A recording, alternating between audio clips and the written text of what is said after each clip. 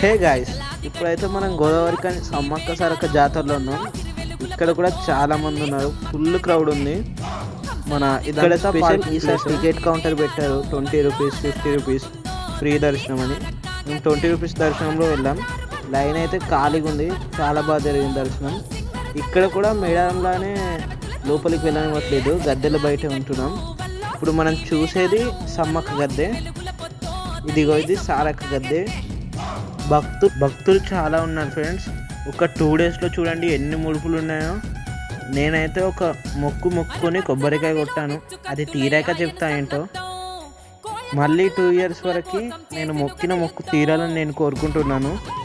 అలాగే మనస్ఫూర్తిగా కొబ్బరికాయ కొట్టాను. ఇక్కడ కూడా నెక్స్ట్ ఇయర్ మినీ జాతర నడుస్తుంది మేడారంలోనే. ఈసారి అన్ని జాతరలు తిరిగాను, మేడారం, గోదావరి కానీ. ఇక్కడితో ఈ జాతర